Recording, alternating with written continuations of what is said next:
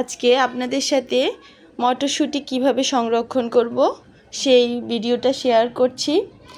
মটরশুঁটি কিন্তু অনেক পছন্দের একটি খাবার। এটা কিন্তু সারা বছর পাওয়া যায় না, শুধু সিজনে পাওয়া যায়।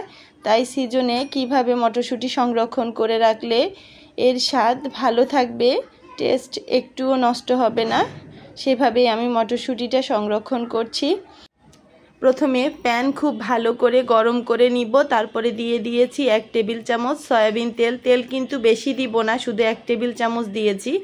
আমি এখানে 3 কেজি মটরশুঁটি নিয়েছি।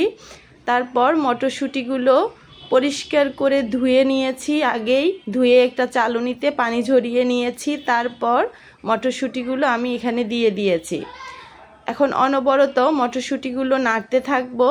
চুলার আগুন অবশ্যই মিডিয়াম হিটে রাখবো, অতিরিক্ত হাই হিটে রাখা যাবে না। হাই হিটে রাখলে মটরশুঁটিগুলো পুড়ে যাবে। নেড়ে নেড়ে আমি ভেজে নিব, এমনভাবে ভাজবো যেন কোনোভাবেই পুড়ে না যায়। আর এখানে আমি কোনো লবণ দিব না বা মটরশুঁটি ভাজার সময় কোনো ঢাকনা দিব না। ঢাকনা দিলে মটরশুঁটির কালার নষ্ট হয়ে যাবে। আর মটরশুঁটিগুলো ভাজতে ভাজতে যখন দেখব যে ধোঁয়া উঠছে বা মটরশুঁটিতে ভালো করে গরম ঢুকে গিয়েছে, তখনই মটরশুঁটিগুলো নামিয়ে নিব।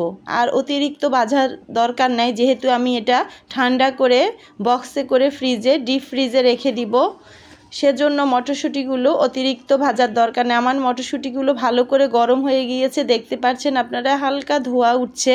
তার মানে বুঝতে হবে ভালো করে এটার ভিতরে গরম ঢুকে গিয়েছে।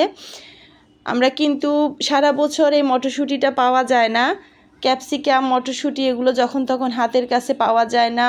পোলাও, বিরিয়ানি, নুডলস, পাস্তা এগুলোর সাথে কিন্তু মটরশুঁটি কিংবা ক্যাপসিকাম আমাদের প্রয়োজন হয়। হুট করে হাতের কাছে যখন না পাই, তখন কিন্তু আমরা ফ্রিজে রাখা এই মটরশুঁটিগুলো কিংবা ক্যাপসিকাম আমরা ব্যবহার করতে পারবো।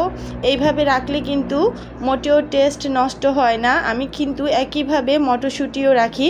যদিও ফ্রিজে রাখা খাবার খাওয়া একেবারেই ঠিক না, স্বাস্থ্যের জন্য ক্ষতিকর।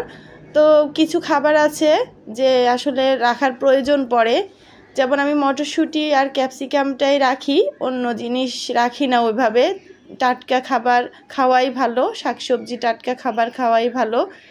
আজকে যে পদ্ধতি আপনাদের সাথে শেয়ার করছি, এইভাবে যদি আপনারা মটরশুঁটি সারা বছর জুড়ে ফ্রিজে সংরক্ষণ করেন, মোটেও টেস্ট নষ্ট হবে না। আর রঙও খুব সুন্দর থাকবে। দেখতে পাচ্ছেন কত সুন্দর লাগছে রং, টাটকা সবুজ। এখন যেহেতু বাজারে প্রচুর পরিমাণ মটরশুঁটি পাওয়া যায়, অবশ্যই সংরক্ষণ করবেন। মটরশুঁটিগুলো পুরোপুরি প্রস্তুত হয়ে গিয়েছে। এবার আমি মটরশুঁটিগুলো নামিয়ে নিব এবং ঠান্ডা করে বক্সে করে ডিপ ফ্রিজে রেখে দিব। যখন প্রয়োজন যতটুকু, তখন ডিপ ফ্রিজ থেকে নামিয়ে খাবারে ব্যবহার করব।